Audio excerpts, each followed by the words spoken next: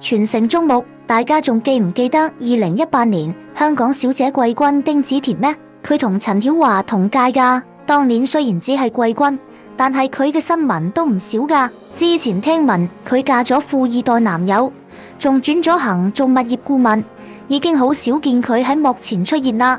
點知最近佢竟然喺社交平台放流一個驚天喜訊，就係宣布懷孕啦。究竟呢位隱世人妻嘅生活有幾咁幸福？佢同富二代老公嘅愛情故事又點樣發展？等我哋一齊嚟八下呢個花生大新聞啦！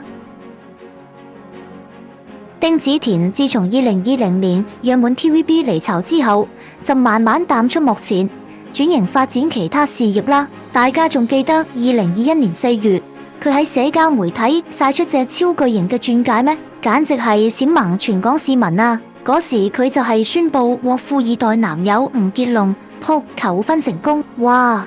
真係令人又羨慕又妒忌。不過由於疫情影響，佢哋嘅婚禮都推遲咗一排，搞到大家都心急如焚咁等緊喜訊。好彩最後佢哋都喺浪漫嘅意大利佛羅倫斯舉行咗一場盛大嘅婚禮，親友們都特登飛到當地見證呢個浪漫時刻，簡直好似童話故事咁啊！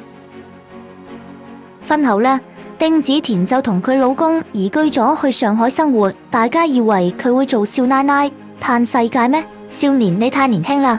佢竟然喺當地嘅地產公司擔任物業顧問，聽講都做得有聲有色㗎。不過當然啦，佢嘅生活梗係無憂啦，有富二代老公撐住，夫復何求啊？丁子田都不時喺社交平台分享佢嘅生活點滴，每次一出 post 都引起熱議。大家仲記得佢曾經晒出位於上海市中心翠湖天地嘅超級豪宅內景咩？哇！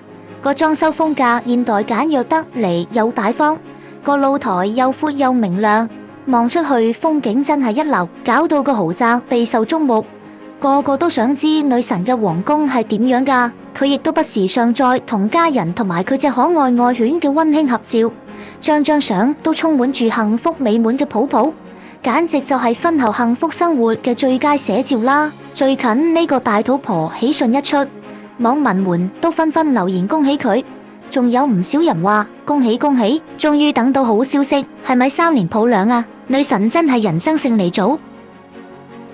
丁子田嘅故事真係再次證明咗，喺呢個花花世界入面，只要揾到一個養自己、愛自己嘅人，幸福其實可以好簡單。佢由選美入行，到後來淡出幕前，再到結婚生仔，每一步都係跟住自己嘅心去行，最終都揾到屬於佢嘅寧靜同埋幸福。大家又點睇丁子田呢位隱世人妻嘅生活呢？你哋對佢宣布懷孕有咩感受？你哋仲想見到邊位失蹤人口藝人再出現？快啲留言講低你哋嘅睇法啦！如果你哋中意我哋呢啲咁有深度、有貼地嘅娛樂圈猛料同埋八卦新聞，記得俾個讚好，訂閱我哋個頻道，再撳埋個鐘仔，咁就唔會錯過任何最新嘅花生新聞啦！